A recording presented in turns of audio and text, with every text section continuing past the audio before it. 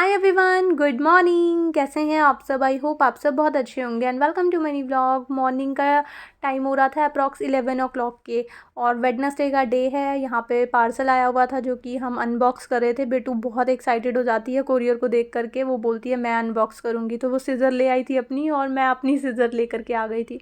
और देखो कितनी एक्साइटमेंट हो रही है उसको कोरियर खोलने की, वो पूरा पीछे तक खींच करके लेके जा रही है।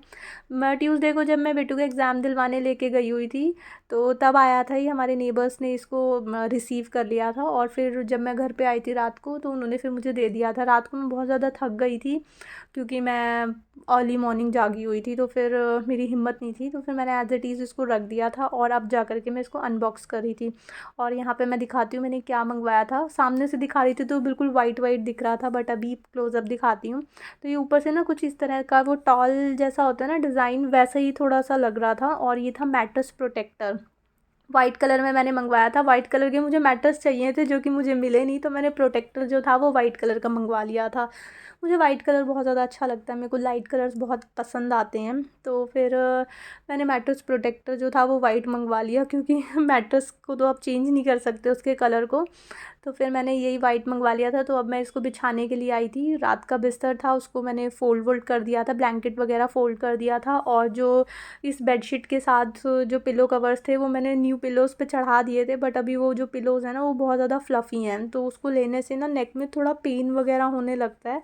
तो जो हमारे पुराने पिलोज़ हैं ना, मैं उन्हीं को यूज़ कर रही हूँ अभी फ़िलहाल के लिए। दिन में मैं इसी पे रख देती हूँ बेड पे, बट जब हम रात को सोने के लिए यूज़ करते हैं तो मैं दूसरे वाले पिलोज़ यूज़ कर लेती हूँ, वो वाले उनको रख देती हूँ। और फिर बेडशीट मैंने हटाई, और यहाँ पे इतनी सारी वो वुलन के जो क्लॉथ्स में वो ऐसे नहीं निकलता, क्या बोलते हैं उसको, लिंट बॉल्स वगैरह सी, वो सारी की सारी ना न्यू मैट्रेस पे चिपकी हुई थी। मैं देख रही हूँ यार अभी कल तो लेकर आए हैं और इसमें ये इतनी सारी गोल गोल बॉल्स कैसे बन गई है। देखो ये सारी बेडशीट की बनी हुई थी।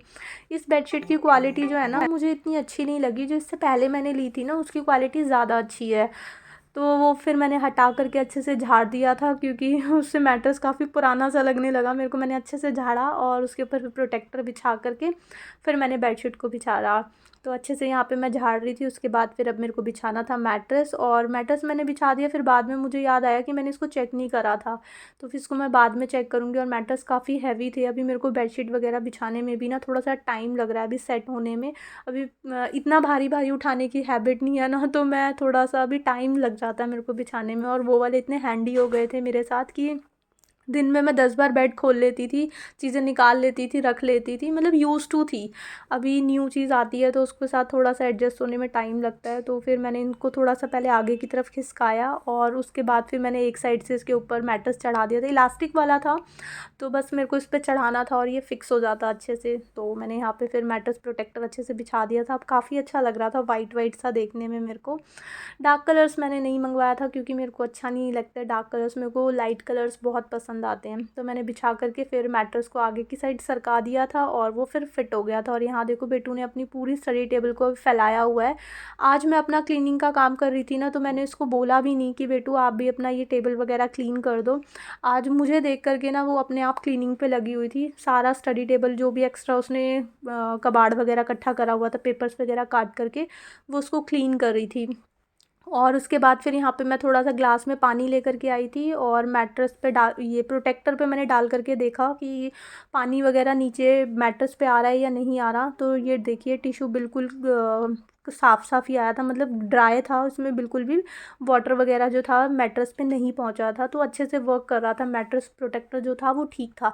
बट आई थिंक मेरे को लगता है अगर आप इसको वॉश वगैरह करोगे और धूप वगैरह में डायरेक्ट सनलाइट में सुखाओगे ना, तो ये ख़राब हो जाएगा। इसको अगर आपको सुखाना है तो आप नॉर्मल उसको रूम टेम्परेचर पे, मतलब धूप में ना सुखाएं, क्योंकि ये मैंने देखा है जो बच्चों के लिए हम शीट्स वगैरह यूज़ करते हैं ना, जो वाटरप्रूफ शीट्स होती हैं, ये उसी टाइप का कुछ बना हुआ है। तो उसमें भी रहता था कि उसको अगर आप डायरेक्ट सन में ड्राई करोगे तो उसकी जो शीट्स है ना पीछे से क्रैक होने लगती थी, और फिर उसमें से मतलब पानी और या टॉयलेट वगैरह जैसे बच्चे करते हैं तो वो फिर पास होने लगता था। तो इसलिए इसको जब भी वॉश करूँगी तो मैं इसको धूप में नहीं सुखाऊंगी, ऐसे ही मेरे को नॉर्मल एरिया में एयर ड्राई करना होगा। उसके बाद फिर मैंने वहाँ पे बेडशीट वगैरह बिछा दी थी और बेटू अपना यहाँ पे क्लीनिंग का काम निपटा रही थी। बच्चों को अपना बचपन से ही अगर ये सब काम की हैबिट डालो ना तो बच्चे अपना स्टार्टिंग से सीख जाते हैं, फिर बड़े होकर के ना उनके पीछे नहीं लगना पड़ता। तो अभी मैं इससे, जब ये फ्री है अभी, तो थोड़ा थोड़ा सा मैं ट्राई करती हूँ कि ये अपना काम खुद करती रहे। और आज तो मैंने इसको बोला ही नहीं था कि बेटू आप अपनी टेबल वगैरह क्लीन करो, बस मैं इसको बोलती हूँ कि जो आपने निकाली है ना चीज़ें वो आप उनको उनके प्लेस पे रख दो। बट आज उसको खुद फील हुआ कि मेरी जो स्टडी टेबल है वो काफ़ी गंदी हो गई है, मुझे इसको क्लीन करनी चाहिए, क्योंकि मैं सारा दिन अपनी चीज़ों को क्लीन करती रहती हूँ ना। तो उसने मेरे से सीखा कि मुझे भी अपना ये वाला एरिया क्लीन करना है। तो आज बिना मेरे बोले हुए अपनी पूरी स्टडी टेबल को अरेंज कर रही थी। जो भी उसमें एक्स्ट्रा कटिंग वटिंग करके उसने डाली हुई थी वो सारी उसने निकाल करके थ्रो कर दी थी और अपना नीट एंड क्लीन कर दिया था। और जो मैं बास्केट्स वगैरह लेकर के आई थी ना, वो बास्केट्स भी उसने रख दी थी कि अभी वो निकालेगी कि मैं इसमें क्या रख सकती हूँ। अभी उसने एज इट इज़ रखी हुई थी, फिर जो भी छोटी मोटी चीज़ें होंगी ना फिर वो उसके लिए ये यूज़ कर लेगी।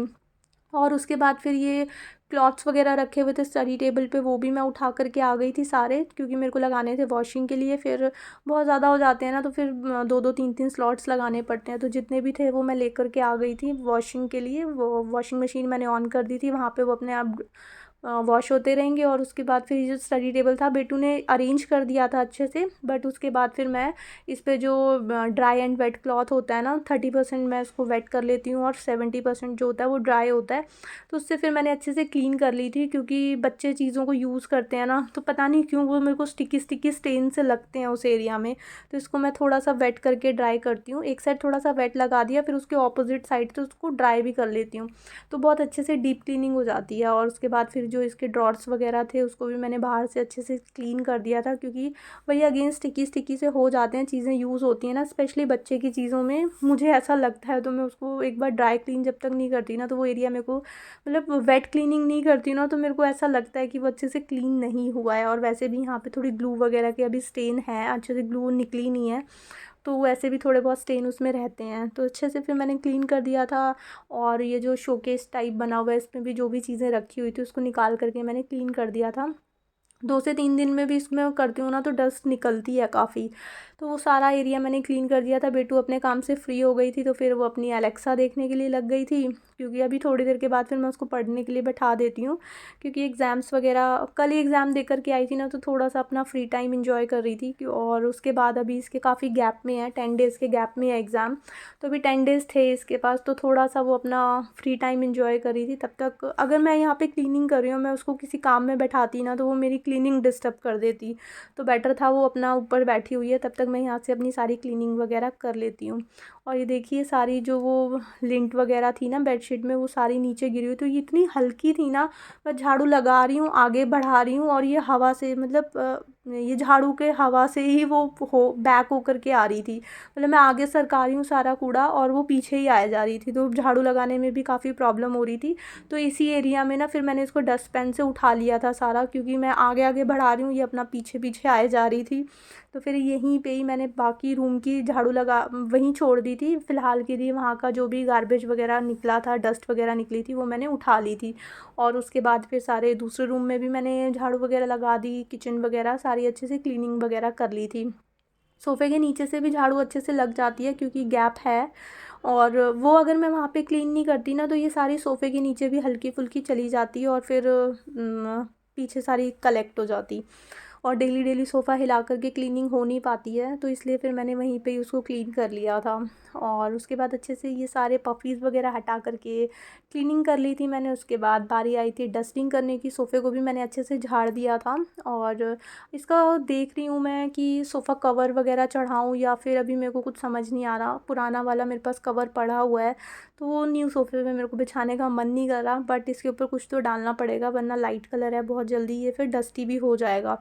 तो फ़िलहाल अभी मैंने कुशन्स पे तो कवर चढ़ा दिया था और सीट्स को मैंने इस तरह से झाड़ दिया था। अगर मैं इसको रब करूँगी ना, अगर हल्की फुल्की डस्ट या कुछ गिरा होता है तो वो उसके ऊपर ना स्टेन आ जाएंगे, तो इसलिए मैं ऐसे इस तरह से इसको झाड़ रही थी और रब नहीं कर रही थी। रब करने से फिर अगर कुछ लगा भी होगा ना तो वो फैल जाएगा क्लॉथ के ऊपर और जो लाइट कलर है वो सारा फिर ख़राब हो सकता है। तो इसलिए मैंने इसको इस तरह से झाड़ा और टेबल को मैंने अच्छे से थोड़ा सा वेट क्लॉथ होता है ना, वही 30-70 वाला रेशो उससे फिर मैं इसका जो ग्लास था उसको क्लीन कर दिया था। और उसके बाद फ्रिज पे भी डस्ट रेगुलर बेसिस पे कलेक्ट हो ही जाती है, कितना भी आपका बंद घर हो तो डस्ट तो आती है, ओपन एरिया में और भी ज़्यादा आती है, बट बंद फ्लैट्स भी होते हैं ना, उसमें भी डस्ट अच्छी खासी आ जाती है। रेगुलर हमको डस्टिंग करने की ज़रूरत होती ही है। तो सारी झाड़ू और डस्टिंग वगैरह निपटाने के बाद बारी आई थी मॉपिंग की। तो ये काफ़ी हैंडी मॉप है और अभी इसके साथ क्लीनिंग करने में काफ़ी मज़ा आ रहा है। मतलब बहुत इजी टू यूज़ है, जस्ट ऐसे टैप के नीचे लेकर के बैठ जाओ, किसी बकेट वगैरह की भी नीड नहीं होती। और बकेट के साथ प्रॉब्लम ये आती है ना कि मॉपिंग तो हमने चलो खड़े खड़े कर ली, बट उसके बाद जब उसकी बकेट हमको वॉश करनी पड़ती है ना, वो तो हाथ यूज़ करने ही पड़ते हैं। तो मेरे को वो इस बार नहीं चाहिए था कि जब हैंड्स हमारे यूज़ होने ही हैं, मतलब जो पानी वानी उसका चेंज करना, गिराना, फिर हाथ से जब तक अच्छे से क्लीन नहीं करोगे ना, तो फिर वो ग्रीसी ग्रीसी से होने लगती हैं बकेट। तो मेरे को चाहिए था कि बिल्कुल विदाउट टचिंग वाली क्लीनिंग में ज़्यादा मज़ा आएगा। तो इसको मेरे को हैंड बिल्कुल भी टच नहीं करना पड़ता, डायरेक्ट टैप के नीचे ऑन कर देती हूँ तो ये अपने आप क्लीन हो जाता है। और चलते पानी में, रनिंग वाटर में जो हमारा पुरानी डस्ट वगैरह होती है वो भी अच्छे से निकल जाती है। जो कि हम बकेट में लेकर के बैठते हैं ना, तो एक बार उसमें डस्ट चली जाती है तो वो थोड़ा पानी ना गंदा होने लगता है, फिर उसी गंदे पानी से पूरे घर में मॉपिंग भी करनी पड़ती है। तो मेरे को ना ओवरऑल ये वाला बहुत अच्छा लगा कि रनिंग वाटर के नीचे ये क्लीन कर लो और मॉपिंग हो जाती है। और अभी चल भी बढ़िया रहा है, बाकी देखते हैं इसकी ड्यूरेबिलिटी कब तक रहती है, कब तक ये ठीक चलता है। उसके बाद यहाँ पे इवनिंग का टाइम हो गया था और मैं यहाँ पे प्रिपरेशन करने के लिए आ गई थी डिनर की। और यहाँ पे मैं भिंडी बनाने वाली थी, भिंडी निकाल रही थी। बेटू से पूछा था मैंने, कैबेज पूछा तो उसने बोला नहीं, उसकी फ़ेवरेट है भिंडी, मतलब फेवरेट्स में से एक है, तो उसने भिंडी ही चूज़ करी। और साथ में यहाँ पे मैंने कीनू देखा फ्रिज में रखा हुआ था, उसके बाद भी पता नहीं कैसे ये ख़राब हो गया था, तो मैंने इसको भी निकाल दिया था। अदरवाइज़ ये और फ्रूट्स को भी ख़राब कर देता, ख़राब चीज़ दूसरों को भी ख़राब कर देती है, तो इसलिए मैंने फिर इसको निकाल दिया था, फिर सारे फ्रूट्स वगैरह ख़राब ना हो जाएं। फिर उसके बाद जो भी मैंने भिंडी वगैरह निकाली थी बनाने के लिए, उसको मैं वहाँ पे वॉश कर रही थी, क्योंकि भिंडी बनाने पहले इसको वॉश करना पड़ता है, फिर इसको थोड़ा सूखने के लिए भी टाइम देना पड़ता है, फिर कटिंग के बाद भी इसको थोड़ा सा ड्राई होने के लिए टाइम देना पड़ता है, वरना बहुत ज़्यादा स्टिकी स्टिकी सी बनती है। तो वहाँ पे वॉश करके उसका सारा एक्स्ट्रा वाटर ड्रेन होने के लिए सिंक में ही हैंग करके मैं आ गई थी। और उसके बाद फिर यहाँ पे बेटू को मैं कुछ डाउट्स वगैरह थे जो कि मेरे को उसको समझाने थे। बच्चों को अगर कोई चीज़ समझ नहीं आ रही है या लर्न नहीं हो रही है ना, सिंपल सब्जेक्ट में भी, तो आप उसको अच्छे से एक्सप्लेन कर दोगे ना अपनी लैंग्वेज में, मतलब अपनी सिचुएशन के अकॉर्डिंग, तो बच्चे बहुत ईजीली उस चीज़ को फिर लर्न कर लेते हैं। तो ये कुछ टॉपिक था उसका जो कि उसको लर्न करने में थोड़ी सी प्रॉब्लम आ रही थी, तो मैं उसको यहाँ पे एक्सप्लेन करने के लिए बैठ गई थी। और मैंने देखा है कि मैं इसको जब भी अच्छे से चीज़ों को एक्सप्लेन कर देती हूँ ना, तो ये फिर बहुत ईजिली जल्दी से लर्न करके मेरे को रिटन में भी सुना, मतलब रिटन लिख के भी दिखा देती है। और उसके बाद फिर अपना कंटिन्यू कर रही थी स्टडीज़ को। उसके बाद मैं आ गई थी, तो मेरे एक्स्ट्रा वाटर वगैरह भी भिंडी में से स्टेन हो चुका था सारा, तो मैंने इस तरह एक हैंकी के ऊपर ये बिछा दी थी, ताकि जो भी ऊपर से थोड़ी बहुत भी गीली हैं तो वो अच्छे से ड्राई हो जाएं। और उसके बाद फिर यहाँ पे मैं कटिंग के लिए आ गई थी, क्योंकि इसको कटिंग करके भी थोड़ा सा सुखाना पड़ता है, अदरवाइज़ वो थोड़ी स्टिकी स्टिकी सी बनती है आपस में, चिपकी चिपकी सी, तो वो खाने में ना मुझे उतनी अच्छी नहीं लगती, थोड़ी ड्राई हो जाती है ना, तो तब अच्छी लगती है। और अभी वेदर फ़ैन चलाने वाला नहीं है, अगर फ़ैन चलता है ना तो ये फिर जल्दी सूख भी जाती है, तो अभी इसको थोड़ा सा टाइम लगेगा क्योंकि फ़ैन तो चल नहीं रहा है। और उसके साथ फिर बेटू गई थी ना, कल इसका कंप्यूटर का एग्ज़ाम था, रिटन एग्ज़ाम अभी 28 से स्टार्ट होने हैं, बट ओरल एग्ज़ाम्स में एक कंप्यूटर था जो कि रिटन होना था, तो वही दिलवाने के लिए मैं इसको गई थी। बाकी 28 से इसके एग्ज़ाम है, तो मैम ने जितनी भी वर्कशीट्स वगैरह स्कूल में हुई थी तो वो इसको दे दी थी बैग में। तो ये वर्कशीट्स वगैरह लेकर के आई थी, तो मैंने इसको वर्कशीट ही सॉल्व करने के लिए दे दी थी, क्योंकि मुझे भी एक ओवरऑल आइडिया हो जाएगा कि इसका कौन सा टॉपिक जो है वो थोड़ा सा अभी वीक है, जिस पे मेरे को और थोड़ा सा फोकस करना है। तो वो अपने वर्कशीट्स वगैरह जो थी वो सॉल्व कर ली थी, और यहाँ पे मैं अपनी डिनर की प्रिपरेशन कर रही थी। और उसके बाद फिर यहाँ पे भिंडी भी कटने के बाद भी थोड़ा टाइम ले चुकी थी ड्राई होने के लिए, और फिर यहाँ पे मैं उसको बनाने के लिए आ गई थी। और बेटू बीच बीच में से उसको जो भी चीज़ें नहीं समझ में आ रही थी, वर्कशीट में ये हो जाता है ना कि सारे टाइप के टॉपिक्स कवर करे हुए होते हैं, तो जो टॉपिक उसको नहीं आ रहा होगा या उसका वीक होगा तो मुझे उससे आइडिया लग जाएगा, तो मैं फिर उस पर एक्स्ट्रा वर्क करूँगी और उसको वो टॉपिक जो है वो क्लियर कर दूँगी। और उसके बाद फिर यहाँ पे मैंने भिंडी बनने के लिए रखी थी, ऑयल डाला था, ऑयल में डाली थोड़ी सी वही ड्राई मसाले जो थे, थोड़ा सा turmeric powder, coriander powder, salt और किचन किंग मसाला, और साथ में एक मिर्ची डाल दी थी। इस तरह से ना फ्राई करके मिर्ची थोड़ी सी अच्छी लगती है खाने में, क्योंकि सब्ज़ी में मैं ज़्यादा मिर्ची डालती नहीं हूँ, नहीं तो फिर बेटू नहीं खाती है। तो इस तरह से ना मैं एक्स्ट्रा मिर्ची जो होती है वो ऐसे थोड़ी फ्राई कर लेती हूँ ऑयल में, जिसको थोड़ी सी खानी हो तो वो खा सकते हैं। वैसे में अचार वगैरह घर पे होता नहीं है मेरे, तो इस टाइप से मिर्ची वगैरह फ्राई कर दो ना तो ये भी खाने में थोड़ी अच्छी लगती है कभी कभार। इस टाइप की भिंडी में मनीष को पसंद, इस टाइप की भिंडी में नहीं, इस टाइप की सब्ज़ी में मनीष को थोड़ी से फ्राई करी हुई मिर्ची पसंद आती है, तो इसलिए मैं थोड़ी सी एक आधी उसमें फ्राई करके डाल देती हूँ। खा लेते हैं तो खा लेते हैं, नहीं तो फिर ऐसे ही रखी रहती है वो। और उसके बाद फिर भिंडी थी तो बेटू को भूख भी जल्दी लग गई थी, और स्टडीज़ वैसी उसकी चल रही थी, बोल बोल के लर्न कर करके थोड़ी सी बच्चों को भूख लग जाती है। तो साथ साथ अभी भिंडी बन रही थी, तो मैंने बेटू के लिए यहाँ पे चपातियाँ भी सेकने के लिए रख दी थी, और जो उसके डाउट्स थे मैं उसको पढ़ा भी रही थी और कुकिंग भी कर रही थी। तो यहाँ पे मैंने बेटू के लिए चपाती भी सेकने के लिए रख दी थी। और इसी के साथ आज का व्लॉग भी मैं यहीं पे एंड करती हूँ। आई होप आपको ये व्लॉग अच्छा लगा होगा। अगर आपको ये व्लॉग अच्छा लगे तो इसको लाइक शेयर एंड सब्सक्राइब ज़रूर करना। मिलेंगे एक न्यू वीडियो में। Till then take care friends, bye bye.